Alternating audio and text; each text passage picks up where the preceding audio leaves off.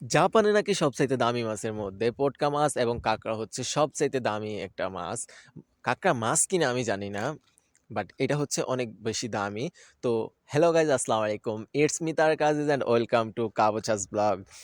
আজকে আমি যাচ্ছি সুপার শপে বাজার করার জন্য, আর আজকে আমি কি কি কিনবো, কি কি করব, সব আপনাদের সাথে শেয়ার করব। ভিডিওটি দেখতে থাকবেন। আজকে এখানে হচ্ছে কাঁকড়া। হ্যাঁ, কাঁকড়াটা হচ্ছে জাপানে অনেক বেশি দামি, যার কারণে সচরাচর সবাই খাইতে পারে না। জাপানিজরাও নাকি ১ মাস ঘামবারু করে, মানে অনেক বেশি পরিশ্রম করে টাকা উপার্জন করে তারপরে খাইতে যায়। এটা আমাদেরকে একজন জাপানিজে বলল।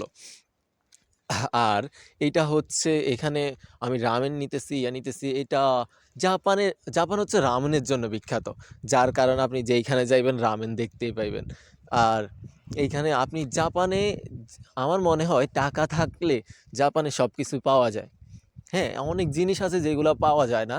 আর জাপানে যেকোনো জিনিস আপনার কিনার সময় আপনি একটু এইটা চেক করে নিবেন, হয়তো মদের মিশ্রণ আছে কিনা, বা আ শূকরের কোনো মিশ্রণ আছে কিনা।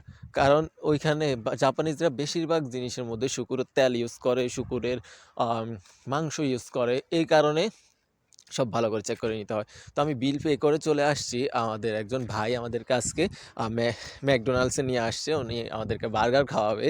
তো চলুন ভিতরে যাই। আর এইখানে দেখছেন ইয়ার সামনে হচ্ছে ম্যাকডোনাল্ডসের ইয়ার সামনে ছাতা দিয়ে রাখছে। এইখানে জাপানে কখন বৃষ্টি আসে, কি হয় না হয় সেটা কেউ বলতে পারে না। এখন রোদ, তো এখন আবার বৃষ্টি, এরকম। তো এই কারণে সবাই ছাতা রাইখা দেয়। আর ভাই বিল পে করে দিছে, অর্ডার করে দিছে, সব চলে আসছে। ভাই বিল পে করার সময় ভাই একটা কাজ করছে, যেটা হচ্ছে সিকি দিতেছিল, বা পয়সা যেটাকে বলে সিকি, যেটা ওইটা দিতেছিল। আর জাপানে হচ্ছে সিকির অনেক বেশি চলাচল, পয়সার আর কি অনেক বেশি চলাচল। ৫০০ ইয়েন, তারপরে এরকম অনেক ধরনের পয়সা আছে। তো এখন পয়সা দেওয়ার পরে আমরা চলে আসছি। এখন এখানে বাইরে সব সেট করতেছে, কারণ একটা পিকচার তো তুলতে হবে ভাই। তো একটা পিকচার তুলে আমরা আবার খাওয়া শুরু করে দিছি।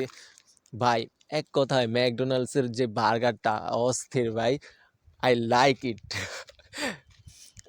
এরপরে আমরা খাওয়া-দাওয়া শেষ করে চলে আসছি। এইখানে সাইকেলের মধ্যে যে বাজারগুলা রাইখা দিছি, বাজারগুলো ওই রকমই আছে, কেউ ধরে নাই। ভাই আমি তো কয়েকদিন এরকম হইছে যে আমার মানিব্যাগটা আমি এখানে সাইকেলের মধ্যে রাইখা আমি চইলা যাইতাম। কিন্তু কেউ ধরে না। জাপানে এই জিনিসটা আমার খুব ভাল লাগে। যদিও জাপানিজদের অনেক কাহিনী আমার কাছে খুবই বিরক্ত লাগে ভাই। তার মধ্যে আ যেগুলো ভালো লাগা সেগুলো হচ্ছে এই জিনিসগুলো। আর চলে আসছি বাড়িতে, বাসার মধ্যে, যে বাসাতে এখন দেখাচ্ছি আপনাদের কি নিতেছি আমি। কি নিছিলাম? তো আমি রামেন নিছি, ডিম নিছি, দুধ নিছি, তারপরে বড় একটা মাছের মাথা নিছি। কারণ হচ্ছে আমি আজকে ফুলকপি কিনছি। ১ম বারের মতো জাপানে আইসা আমি ফুলকপি কিনছি। সেই কারণে আমি আজকে বড় একটা মাছের মাথাও কিনছি। মাছের মাথা দিয়া ফুলকপি দিয়া ওফস! ভাই সেই হইব। আমার তো ভাইবেই ভাল লাগতেছে। এরপরে হচ্ছে মূলার শাক, তারপরে আ অবশ্য আমার ফেভারিট একটা ফ্রুট আনছিলাম আজকে, যেটা হচ্ছে আপেল। আমার আপেল তো অনেক ভাল লাগে ভাই।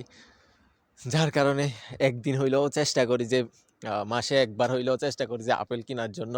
ও তো আজকের ভিডিওটা কেমন লাগছে, কিরকম হইছে সব আ আমাকে কমেন্টে জানাবেন।